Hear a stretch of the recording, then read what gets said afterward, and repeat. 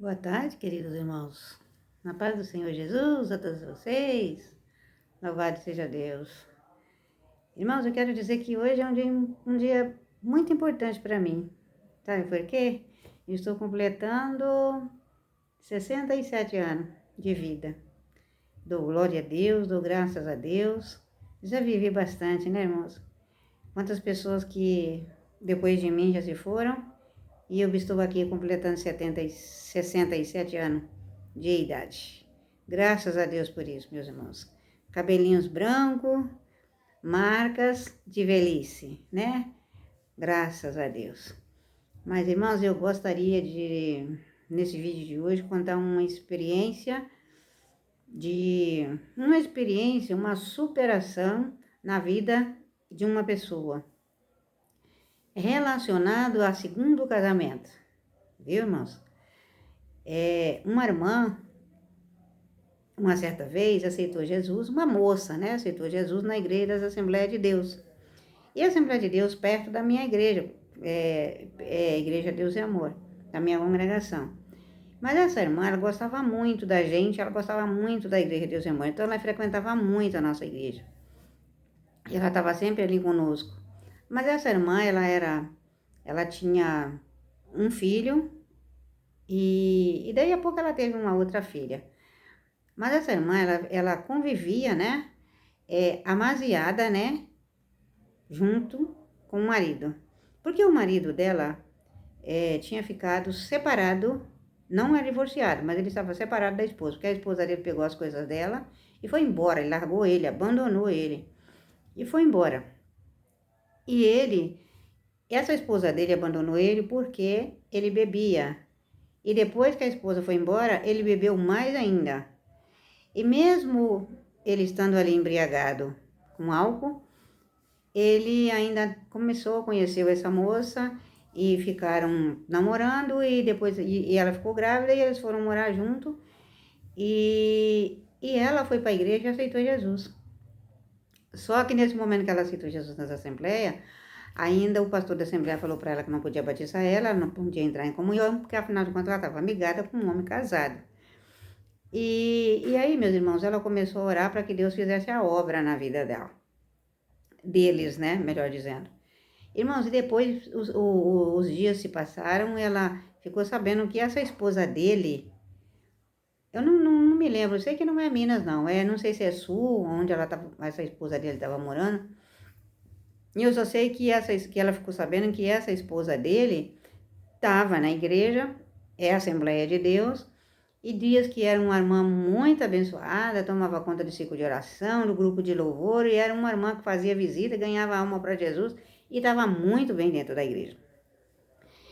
E ela falou, graças a Deus que ela aceitou Jesus, e agora Deus vai fazer a obra na nossa vida.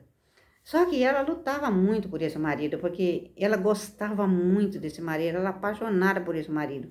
Tinha dia que ela chegava na igreja, assim, ela já caía de joelho, ela falava, Senhor, eu amo meu marido, Senhor, eu quero que o Senhor me salve, faz a obra na minha vida, e ela não sabia o que pedia para Deus. Irmãos, e ali, um dia, numa vigília, o marido dela aceitou Jesus. Só que antes eu não disse, eu não falei, que ela buscava esse marido bêbado no bar. Ele vinha do serviço e já ficava no bar. O bar fechava e ele ficava jogado na calçada. E ela ia lá buscar ele, pelo amor que ela tinha por esse marido. E ela sabia que ele tinha um sentimento ainda por essa ex-esposa. Mas ela não ligava, não. Ela deixava tudo para Deus resolver. Porque ela amava muito esse marido. E ele aceitou Jesus. Nisso que ele aceitou Jesus, ele começou a ir com ela para a igreja. Irmãos, ele ficou liberto. Ele aceitou Jesus e ele não pôs mais cachaça na boca. Ele não ficou mais nas portas do boteco. Agora ele passou a ser um marido caseiro que ia só para a igreja com ela. E aí, nesse meio de tempo, eles tiveram uma outra filha. Tiveram uma filha, agora um menino e uma menina.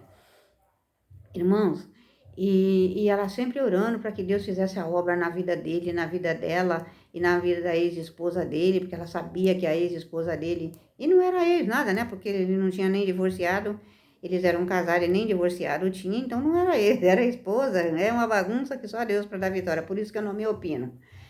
Irmãos, então, e aí, meus irmãos, ela falou assim, ela contava para nós que ele orava, ela orava de madrugada e ele também ajudava ela a orar, e ele orava e falava, Senhor, quem o Senhor vai matar? Porque eu estou em pecado, minha esposa está em pecado, e minha ex-esposa, e falava o nome da esposa, a fulana está em pecado, e eu estou em pecado, e essa daqui também está em pecado, quem o Senhor vai matar? O Senhor vai ter que matar um de nós para poder libertar o outro. Aí ela falava, irmã, eu preciso repreender ele, porque isso não é jeito de orar. Aí nós falávamos para ela, irmã, deixa ele orar do jeito que ele entende.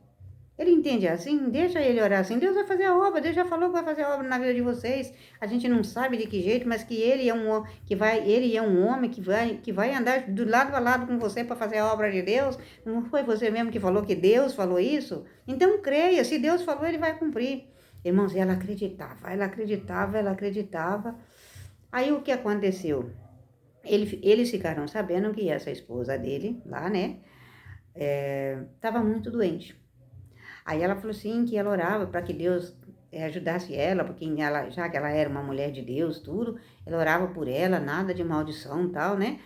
Irmãos, e aí os meses se passaram e ele recebeu um recado dela, porque ela mandou falar para ele que queria ver ele pessoalmente para pedir perdão para ele.